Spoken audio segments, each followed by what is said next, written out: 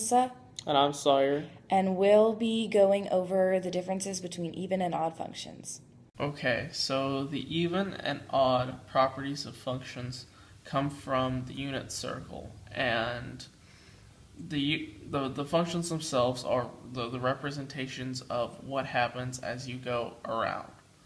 So the value and the values associated with the value at each different point around the circle. So as you increase the circle using secant or cosine, you have what's called an even function property or relationship. But if you use tangent or sine or cosecant, you have what's called an odd relationship in the function.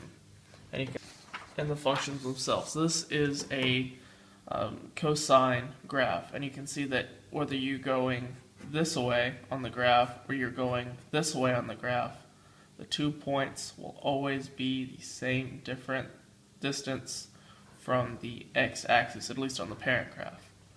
And you can see that at both positive and negative pi over 2 they're the same. At both positive and negative pi they are the same. It's all equidistant. And then so this has what's called even symmetry, or it reflects over the x-axis. It's both perfectly parallel, perfectly the same. And then what you have with this sine graph is that they are the opposite. It reflects, when it reflects over the y-axis, you see that at pi over 2 on the positive side, it's at y equals 1. When you're at negative pi over 2, it's at negative 1. And this has what's called odd or origin symmetry because it reflects over the origin. Come up with to remember which graphs are even or which graphs are odd is to say, wait a sec, secant is even and so is cosine. That way you can remember that the secant and cosine graphs can be represented through even and odd functions. In the even functions, cosine and secant are represented in this graph, so where the y values at any given point on the graph are reflected across the y-axis at the same point, so that this value will be the same as this value, just negative, opposite of one another. That's not it. Even symmetry across the y-axis. Okay, and so what we have with the odd functions is that when you have opposite x values or distances from the y-axis, because it has reflection around the origin, it must be therefore both opposite x and y. So you can see that as the in this case tangent of negative u, or whatever this value is here, has the same y value as the negative or of this, because it therefore gets reflected of the value here of the positive, because this is reflected both over and over again, both over the y and then the x-axis.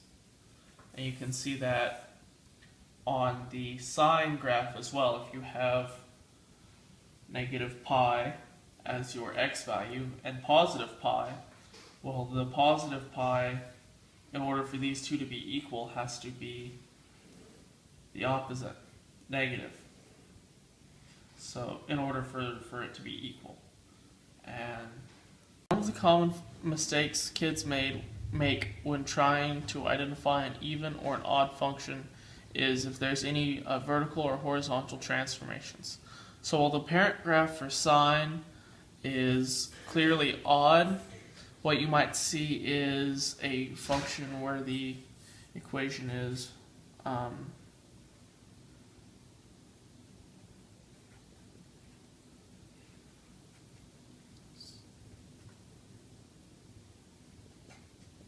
something like that, right? And so you'll see that it gets moved to the left. And so instead of being shaped like the parent function, well, the shape is the same. The location is 1 to the right. So you would see a graph that looked like this. And this would look like an even function. Because see, the new sign looks similar to the cosine's parent function, when in fact it's a sine function that's been transformed to the right. So you have to look for whether it is sine or cosine, not whether it appears to be even or odd.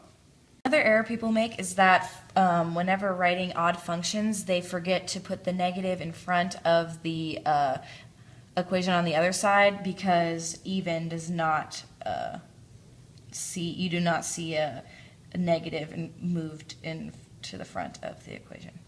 We set up example questions for even and odd functions. Let's see if you can get them right.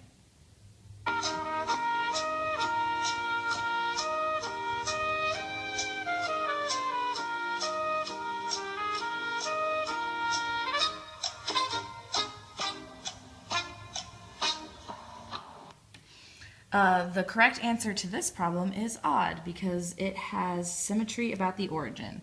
The correct answer to this question is A. Cosine negative u equals cosine positive u, because it is an even function.